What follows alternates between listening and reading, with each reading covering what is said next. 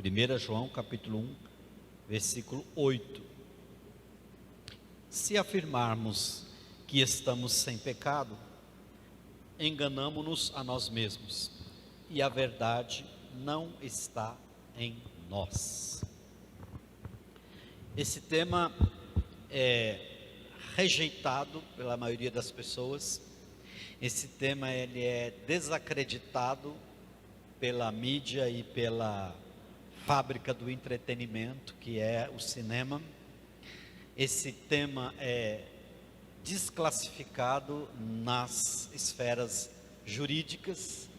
Esse tema ele é fruto de brincadeiras perigosas, e esse tema é também pouco falado no meio das igrejas porque incomoda as pessoas que estão ouvindo. Nós estamos falando do pecado. Ora, se a igreja deixar de falar a respeito do pecado, quem é que vai falar? Se a igreja, que é a portadora dessa mensagem do Evangelho de Jesus Cristo, deixar de falar sobre esse assunto, quem é que vai falar? Então, por causa disso, esse tema é muito importante. E esse texto que nós lemos, 1 de João capítulo 1, verso 8, ele já traz aqui uma mensagem que nos coloca numa posição e nivela todas as pessoas. Se afirmarmos que estamos sem pecado, enganamo-nos a nós mesmos, e a verdade não está em nós. Este texto, combinado com tantos outros que nós temos na palavra de Deus, nos mostra que o único ser humano que pisou essa terra e que não cometeu pecado foi Jesus Cristo de Nazaré. Em outros textos nós lemos que todos pecaram e carecem da glória de Deus. Em outro texto nós lemos que não há um justo sequer, todos se desviaram da verdade, e assim por diante. De maneira que em outros textos, em vários versículos, em livros diferentes, nós somos informados da nossa condição de pecadores. Por isso esse assunto é muito importante. O tema vai dizer origem e natureza do pecado, afirmações bíblicas. Os objetivos desse estudo: primeiro, conhecer o conceito bíblico sobre a origem e natureza do pecado, suas implicações no ser humano e as consequências na relação com Deus. Depois, perceber que a narrativa bíblica indica a entrada do pecado na vida do homem e na criação. Isso vai estar lá logo no início da narrativa da história, Gênesis capítulo 3, versos 1 a 7. E vamos aprender então a praticar. Não escapamos de herdar a natureza do pecado, é uma herança de nossos pais, mas podemos receber a nova vida em Cristo Jesus. Então, são informações importantes.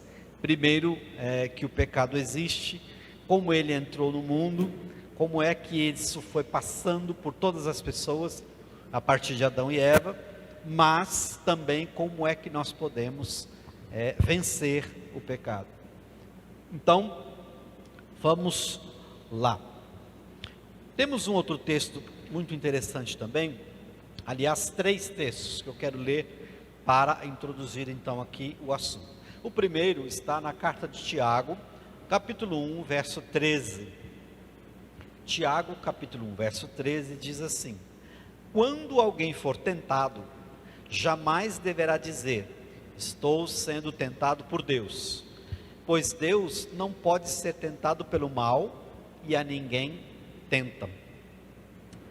O segundo texto, primeira carta de Paulo aos Coríntios, capítulo 15, 21 e 22. Visto que a morte veio por meio de um só homem, também a ressurreição dos mortos veio por meio de um homem só. Pois da mesma forma como em Adão todos morrem, em Cristo todos são vivificados. E Gênesis capítulo 3, versículos de 1 até 7, que é aquela passagem conhecida que fala como surgiu o pecado no mundo. Diz lá: ora, a serpente era o mais astuto de todos os animais selvagens que o Senhor Deus tinha feito. E ela perguntou à mulher: foi isto mesmo que Deus disse? Não comam de nenhum fruto das árvores do jardim? Respondeu a mulher à serpente: podemos comer do fruto das árvores do jardim. Mas Deus disse: não comam do fruto da árvore que está no meio do jardim, nem toquem nele, do contrário vocês morrerão. Disse a serpente à mulher: certamente não morrerão. Deus sabe que no dia em que dele comerem, seus olhos se abrirão, e vocês serão como Deus, conhecedores do bem e do mal. Quando a mulher viu que a árvore parecia agradável ao paladar, era atraente aos olhos, e além disso, desejável para dela se obter discernimento, tomou do seu fruto, comeu e o deu ao seu marido, que comeu também. Os olhos dos dois se abriram e perceberam que estavam nus. Então juntaram folhas de figueira para cobrir-se. O pecado entrou na humanidade. E entrou logo no início, quando existia somente o primeiro casal. O que é interessante nessa narrativa é que nós vemos aqui que o pecado começa a fazer parte da natureza humana, mas por influência de um outro ser também criado, que já vivia uma realidade pecaminosa. Então, nós não podemos afirmar que o pecado teve início com o primeiro casal. O pecado entrou no mundo e começou a fazer parte da realidade da humanidade a partir desse evento de Gênesis capítulo 3. Mas ele já veio, ele foi introduzido por um outro ser que não era terreno, era celestial, e que já tinha trazido consigo então essa predisposição para desobedecer uma ordem clara de Deus. Por que é importante saber isso? Porque nós podemos imaginar que, por exemplo, o ser humano criou o pecado. Isso não é verdade. O ser humano acatou uma sugestão que veio de Satanás, que tomou o corpo de uma serpente e induziu o primeiro casal a desobedecer uma ordem clara de Deus. Foi isso que aconteceu. Mas então, para a gente entender, nós precisamos, para sabermos a origem do pecado, a origem do mal, nós temos que estudar um pouco mais sobre quem é este ser que tomou o corpo dessa serpente e induziu o primeiro casal a desobedecer a ordem de Deus. Nós temos pelo menos duas passagens, dois textos clássicos que falam então da queda de Satanás, como isso aconteceu. O primeiro deles é Ezequiel capítulo 28, versículos de 12 a 15. Ezequiel capítulo 28, de 12 a 15. E vai dizer assim: filho do homem, levanta uma lamentação sobre o rei de Tiro e diz-lhe: assim diz o Senhor Jeová, tu és o aferidor da medida, cheio de sabedoria e perfeito em formosura. Estavas no Éden, jardim de Deus. Toda pedra preciosa era a tua cobertura: a sardônia, o topázio, o diamante, a turquesa, o ônix, o jaspe, a safira, o carbúnculo, a esmeralda, o ouro. A obra dos teus tambores e dos teus pífaros estavam em ti. No dia em que fostes criado, foram preparados. Tu eras querubim ungido para proteger, e te estabeleci no monte santo de Deus, estavas no meio das pedras afogueadas andavas. Perfeito eras nos teus caminhos, desde o dia em que foste criado, até que se achou iniquidade em ti. Esse texto, a princípio, pode ser difícil de interpretar, porque a linguagem aqui é profética. E sempre que nós estamos diante de um texto de linguagem profética, nós temos algumas instâncias de aplicação. O que isso quer dizer? Normalmente, uma mensagem profética tem a sua aplicação na história imediata, tem a sua aplicação na história do povo de Deus como um todo, e pode ter aplicação também lá na redenção de todas as coisas, lá no céu, lá onde nós vamos morar com Jesus. Por que é importante aprender isso? Você percebeu que quando Deus fala para Ezequiel levantar uma lamentação, ele se dirige a uma pessoa que era o rei de Tiro, que era uma cidade-estado que existia naquele tempo. Mas a partir daí, conforme a descrição profética é feita, nós vamos perceber que, embora a mensagem seja direcionada a Tiro, ele não está falando de Tiro, não está falando do rei de Tiro, porque é impossível aplicar essas características a um ser humano comum. Porque ele vai dizer, por exemplo, que ele era um querubim, que ele era o medidor, o aferidor de medida, tal era a sua perfeição, como se fosse um modelo, né? Que ele foi criado e estava rodeado das melhores pedras preciosas que existiam, que ele caminhava em volta das pedras afogueadas, de cor de fogo, não é? Que ele estava no Éden, no jardim de Deus. Então, todos esses detalhes nos levam a concluir que, embora a lamentação tenha sido dirigida ao rei de Tiro, a mensagem não está falando a respeito do rei de Tiro, está fazendo uma comparação com Satanás, que era um querubim, que é uma categoria de anjo, que vivia no céu e que um dia se rebelou contra o próprio Deus e foi expulso do céu, expulso do paraíso e atirado para a terra. Isso antes da criação do homem. E aí então nós chegamos na narrativa de Gênesis, quando este ser que deixou de ser querubim, né, que foi expulso do céu, ele então toma o corpo de uma serpente e induz Adão e Eva a desobedecer uma ordem de Deus.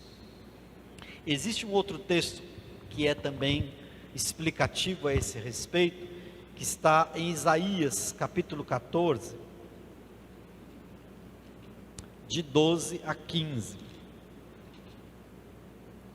Isaías capítulo 14, de 12 a 15. Aqui está explicando melhor a queda desse querubim.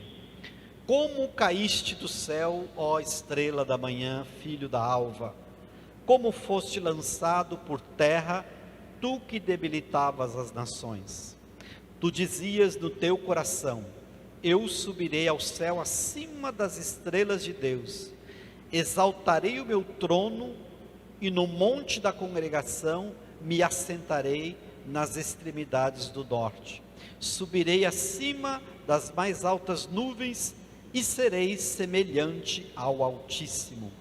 Contudo serás precipitado para o reino dos mortos, no mais profundo do abismo. Então aqui uma outra referência, também em linguagem profética, a respeito da queda de Satanás. Só um outro detalhe aqui, o termo Lúcifer não consta na Bíblia, pelo menos no que diz respeito à tradução do hebraico, do aramaico e nem do grego. Então nós temos no hebraico Rachatan, que é Satanás, e nós temos no grego Diabolos, que é adversário.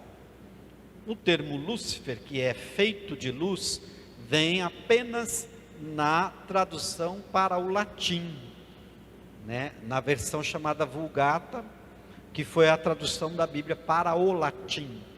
Mas como nós não temos latim, né, nas línguas originais, mesmo no Novo Testamento, em que a língua do Império Romano era o latim, mas o grego koiné, que era o que se falava mais comumente entre as pessoas, e o aramaico também. Então nós temos essas três línguas, né? Hebraico e aramaico no Antigo Testamento, grego e aramaico no Novo Testamento. Não existe latim, isso foi posteriormente. Então esse termo Lúcifer, feito de luz, vem do latim e se aplica apenas a essa tradução latina da palavra. Então perceberam que quando nós falamos a respeito do como o pecado entra no mundo, nós percebemos pelos textos que nós lemos que, primeiro, o pecado entrou no mundo já pronto. Não foi Adão e Eva que criaram o pecado. Veio a partir de um ser que já tinha sido criado. E esses dois textos que nós lemos mostram como isso aconteceu. Tratava-se de um querubim, né, um anjo que também é criado, um ser criado, que deixou o orgulho subir no seu coração. Ele quis ser semelhante a Deus, ocupar o trono de Deus, mas como Deus não divide a sua glória com ninguém, então esse querubim foi expulso de lá e foi precipitado para o mundo dos mortos e transformou-se em Satanás, em diabo. E ele vem, né, durante toda a história da humanidade, tentando fazer com que os homens se desviem do caminho de Deus. Ok? Tudo bem até aqui? Então, o segundo ponto, para continuarmos nessa narrativa, é que o homem não é a origem do pecado. Complementando a isso que nós acabamos de dizer, que é o gancho do primeiro ponto para o segundo. O homem não é a origem do pecado. Então, no relato de Gênesis, nós vamos perceber, né, que já havia um mal estabelecido anteriormente. E é interessante que quando nós temos Gênesis capítulo 3, de 1 a 7, nós vamos perceber algumas coisas curiosas, que alguns estudiosos usam essa narrativa diferente para sustentar uma interpretação metafórica da Bíblia. O que é isso? Eles dizem, por exemplo, que não houve o diálogo de Eva com uma serpente, que isso era apenas uma ilustração, que isso realmente não aconteceu. E a partir daí eles dizem que outras passagens da Bíblia também não aconteceram da forma como está escrito, mas é como se fosse uma narrativa fantasiosa, ilustrativa, para mostrar algum princípio. Eu quero dizer para você que essa interpretação está errada. Aconteceu exatamente como está escrito aqui, né? Satanás, que agora era um espírito caído, um anjo caído, tomou o corpo de uma serpente e deu capacidade a essa serpente de falar, né, a língua dos humanos. Teve um diálogo real com Eva e fez com que ela se encantasse pelo fruto proibido, e ela comeu então e deu também para Adão. Alguns podem dizer, mas não é estranho alguém conversar com uma cobra, por exemplo, né? A gente que tem animal de estimação, a gente está acostumado com isso, né? Todo mundo tem cachorro, conversa com o seu cachorro, conversa com o gato, e ainda acha que ele está entendendo, né? Mas não é nesse sentido que eu estou falando. Como lá no início, tudo para o primeiro casal era novo, então pode ser que seja por causa disso que Eva não estranhou de conversar com uma cobra. Talvez ela tenha olhado e falado, olha, esse animal, ele fala também, né? Por que ninguém estranha de um papagaio falar, por exemplo? Cantar, assobiar, aprender uma música, né? É mais ou menos por aí. E aí, o que está dizendo aqui? Qual foi o argumento que o demônio que tomou essa serpente utilizou para convencer o primeiro casal a desobedecer uma ordem de Deus? Primeiro, ele começa questionando uma coisa que Deus disse e distorcendo um pouco as palavras de Deus, né? Ele pergunta assim para Eva: o que foi que Deus disse a respeito desses frutos aí?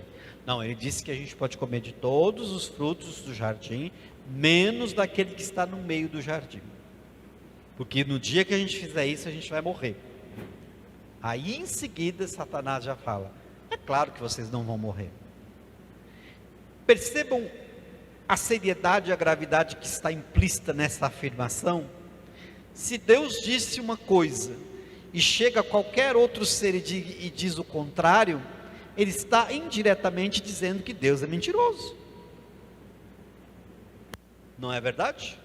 Olha, se eu chego e digo assim: a Bíblia diz que todos pecaram, e alguém diz assim: não, esse negócio de pecado não existe. Essa pessoa está indiretamente dizendo que Deus é mentiroso. Por isso é importante o texto que nós lemos aqui de 1 João capítulo 1, verso 8. Se afirmarmos que estamos sem pecado, enganamo-nos a nós mesmos e a verdade não está em nós. Por que é importante saber disso? Porque o que mais nós ouvimos na mídia, nas pessoas que não têm temor a Deus, na literatura secular, são afirmações que contrariam aquilo que a Bíblia diz. Então, que esse negócio de pecado não existe, que o inferno é aqui, não existe inferno, que você pode levar a sua vida do jeito que você quiser, que no final vai dar tudo certo, Deus vai escancarar as portas do céu e jogar todo mundo para lá, né? Que não tem esse negócio de santidade, que não precisa dar dízimo, que não precisa ter igreja, enfim, esse monte de baboseira que a gente vê por aí. Mas todas essas afirmações estão em rota de colisão com aquilo que a Bíblia diz. E aí, o que você vai escolher? Aquilo que Deus está dizendo, ou aquilo que as pessoas que não têm temor a Deus estão dizendo? Então, na hora de fazer essa comparação, nós temos que ter muito cuidado para não chamar Deus de mentiroso, porque era exatamente isso que a serpente fez, e o primeiro casal caiu nessa armadilha. Mas o homem e a mulher, né, o ser humano, a raça humana, embora não tenham sido a origem do pecado, eles se deixaram contaminar com este pecado e abriram então esse precedente, porque essa predisposição para pecar foi sendo passada para todas as gerações e vai ser assim enquanto o mundo for mundo. Agora, por que Deus não impediu que isso acontecesse?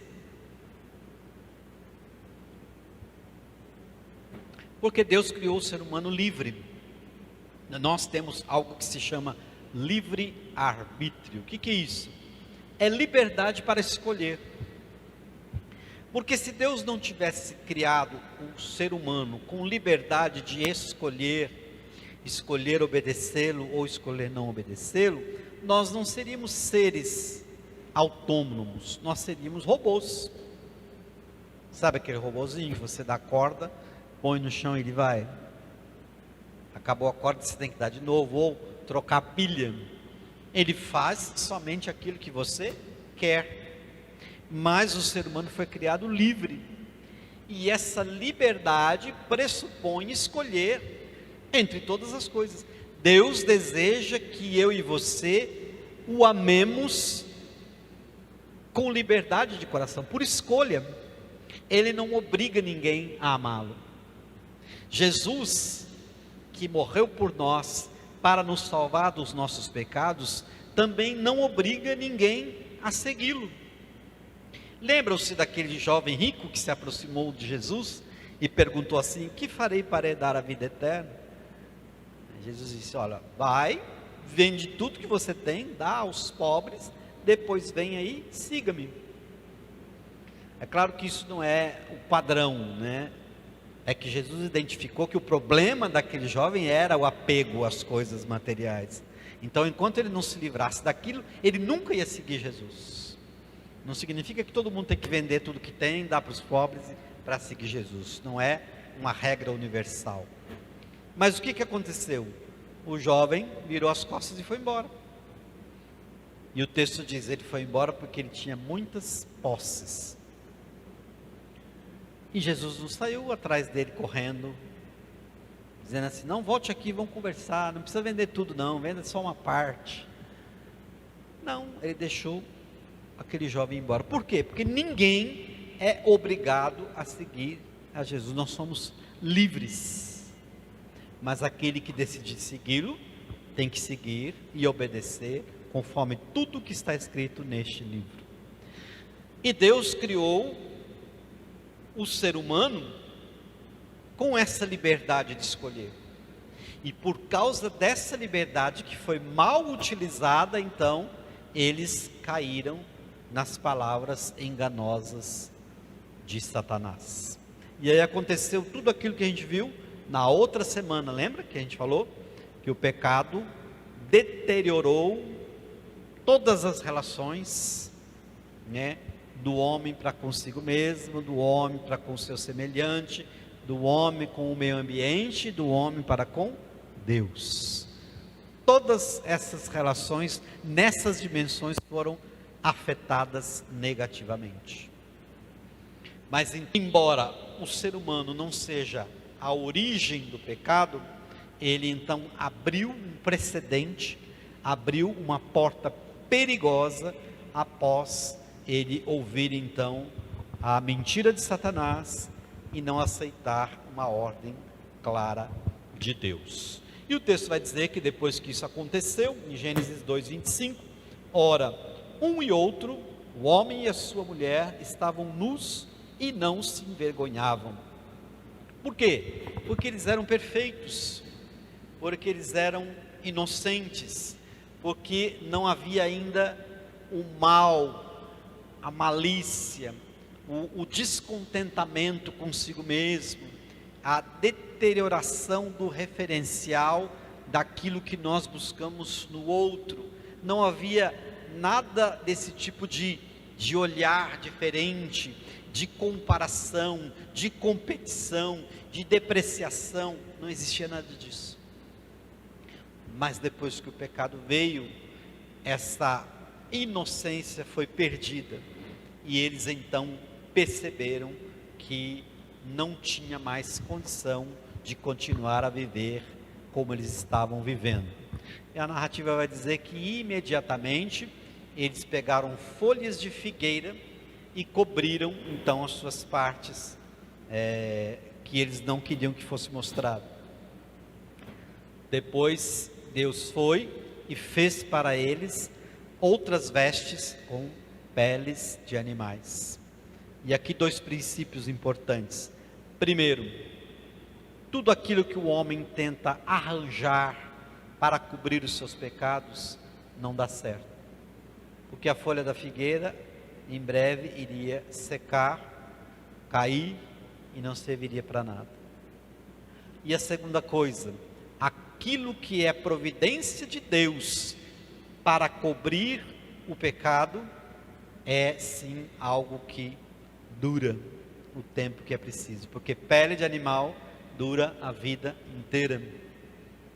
E o outro princípio é, para que se fizesse roupa de peles de animais, um animal teve que ser sacrificado. Então aqui já é um prenúncio de que animais seriam sacrificados por causa do pecado, até que essa revelação gradual chegasse em Jesus, que seria o sacrifício perfeito de uma vez por todas, para cobrir o pecado de todas as pessoas. João Batista viu Jesus e disse: eis o Cordeiro de Deus que tira o pecado do mundo. Então, no Antigo Testamento todo você vê que os cultos, os sacrifícios para perdoar pecados eram o sacrifício de animais, derramamento de sangue. Sem derramamento de sangue não há remissão de pecados. Até que chegou o tempo de Deus, a plenitude dos tempos. Deus enviou seu Filho, que esteve no meio de nós, e ofereceu-se a si mesmo como um sacrifício puro, porque era um homem sem pecado. E Deus então aceita esse sacrifício, e através do sacrifício de Cristo, todos os pecados são perdoados. Visto que a morte veio por meio de um só homem, também a ressurreição dos mortos veio por meio de um só homem. Pois da mesma forma como em Adão todos morrem, em Cristo todos são vivificados. Então, não existe qualquer possibilidade de salvação para o ser humano que não pelo sacrifício de Cristo na cruz. Ele diz: eu sou o caminho, a verdade e a vida. Ninguém vem ao Pai senão por mim. Isso nos leva à terceira consideração: a ausência do bem como origem do mal. A questão do mal, ela sempre foi uma pergunta que ficou na mente dos pensadores, dos filósofos, dos teólogos. Em que sentido? Como que o mal surgiu? Porque se no céu tudo era perfeito, e se na terra, o que mais se repete na criação era: viu Deus que tudo era bom, como é que surge então o mal? E aqui nós temos como referência, para comparar, duas principais correntes de pensamento, dois estudiosos, filósofos e teólogos que viveram na Idade Média. O primeiro foi Agostinho, que era bispo de Hipona, em 354 até 430. Hipona hoje é a atual Argélia, na África. Então ele desenvolveu muitos estudos sobre muitas questões da palavra de Deus em teologia, e ele dizia o seguinte: todo o mal não é mais que a ausência do bem, a ausência da obra divina. Ou, para ser mais preciso, o mal não é algo que foi criado, ele não é algo físico. O mal é o não ser. Então, ao invés de você dizer que o mal é algo ou uma coisa, nós entendemos que na verdade o mal é a ausência de uma outra coisa. Então, o mal não é uma coisa, o mal não é uma criação, o mal não é uma ideologia, o mal é a ausência do bem. Então, quando nós ou alguém abre mão de fazer o bem, ali já se instalou o mal. É mais ou menos como luz e escuridão,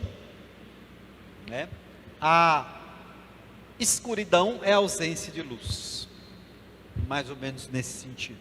Então, às vezes as pessoas tratam o mal como se fosse uma coisa, como se fosse uma entidade, o mal vai te pegar, como se fosse um ser, mas não é isso.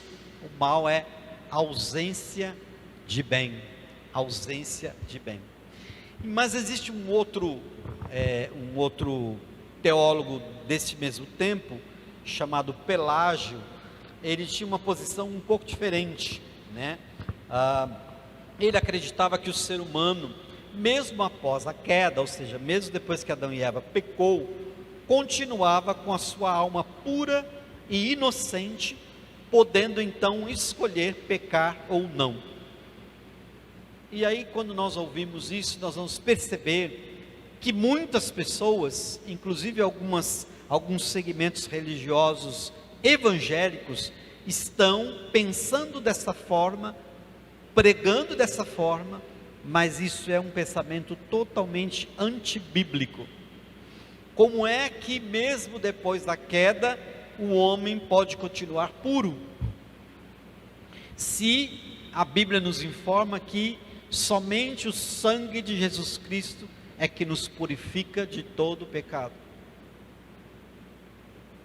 A Bíblia diz que todos pecaram e destituídos estão da glória de Deus. A Bíblia diz que não há um justo, nenhum sequer, todos se desviaram pelo caminho. A Bíblia diz, Paulo dizendo que em Adão todos morreram. E como nós dissemos também na aula anterior, não é que nós herdamos um pecado que era lá de Adão e Eva, é que lá foi aberto um precedente, e desde lá todo ser humano vem repetindo sistematicamente a prática do pecado. É nesse sentido. Nós não herdamos uma culpa que não é nossa, nós herdamos uma culpa que é nossa. Os nossos pecados é que estavam sobre Jesus quando ele foi crucificado. Então os nossos pecados custaram o assassinato de Jesus na cruz do Calvário. Vai dizer lá o profeta Isaías, porque ele levou sobre si todas as nossas dores, e pelas nossas iniquidades, e todas as nossas iniquidades, e pelas pisaduras, suas pisaduras, fomos sarados. Então, nesse sentido que nós entendemos que a palavra de Deus nos ensina.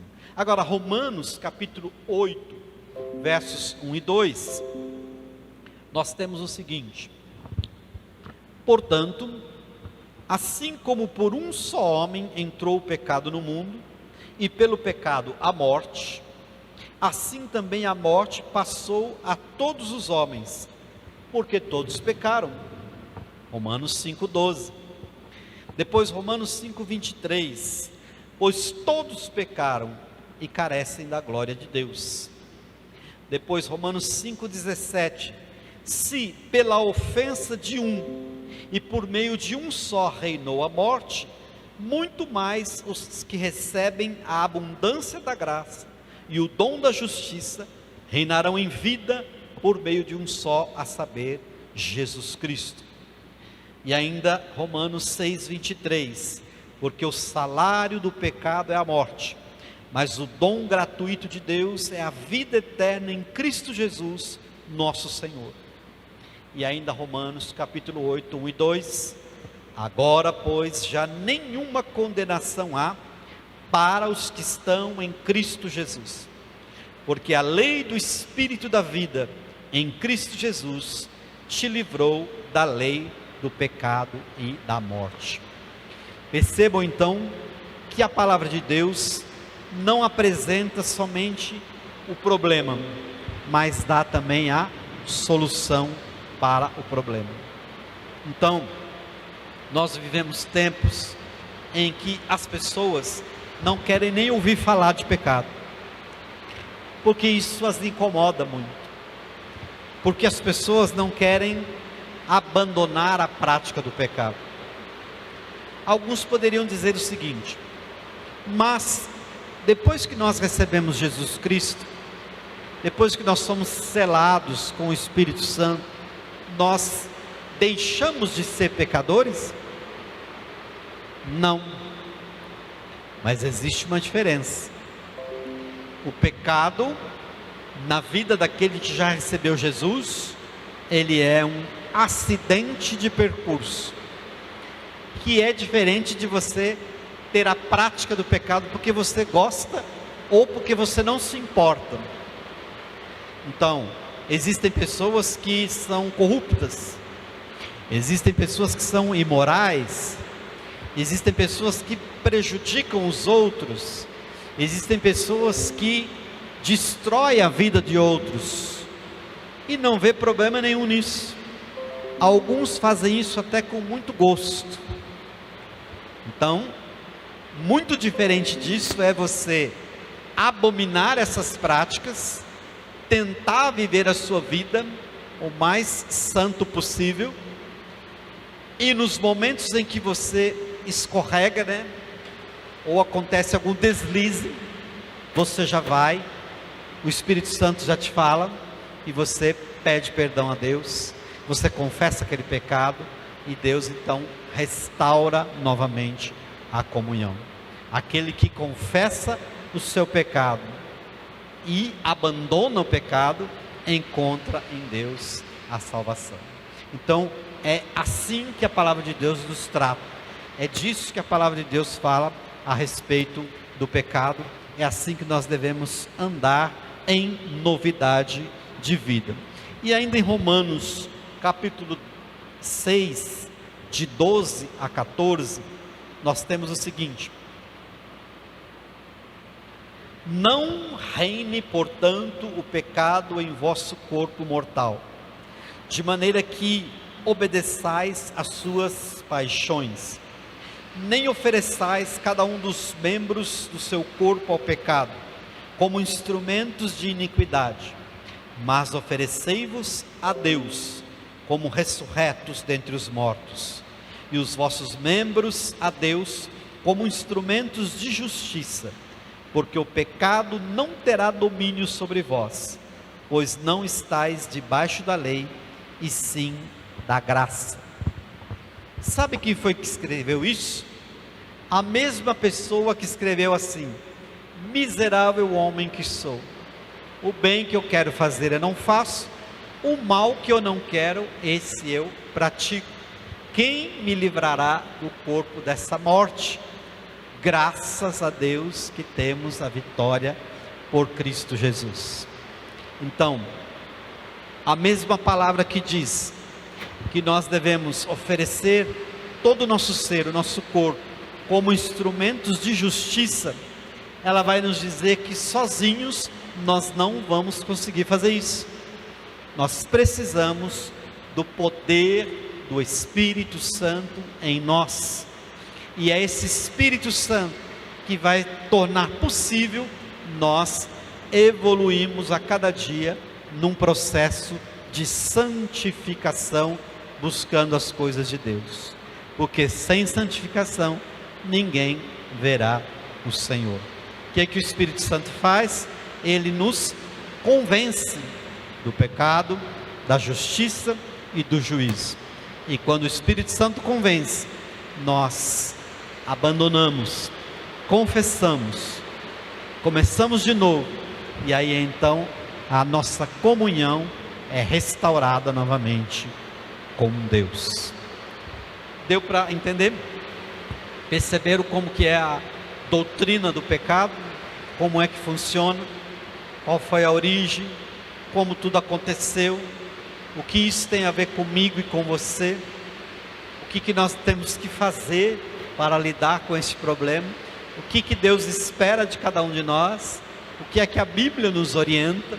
Como nós temos que viver uma vida de santidade, e dessa forma o pecado não terá mais domínio, não terá mais poder sobre mim e sobre você. Que Deus nos abençoe em nome de Jesus, que pelo Espírito nós possamos vencer essa inclinação para o mal que ainda nós temos dentro de nós. É uma luta diária, uma luta constante, mas que nós podemos vencer, porque nós somos filhos daquele que venceu todas as coisas. Nós, por Jesus Cristo, nós somos mais do que vencedores, por aquele que venceu todas as coisas. Então, em Cristo nós recebemos a purificação dos nossos pecados, pelo seu sangue, e pelo Espírito nós temos a condição de viver nesse mundo da forma como Deus deseja que nós vivamos. Amém?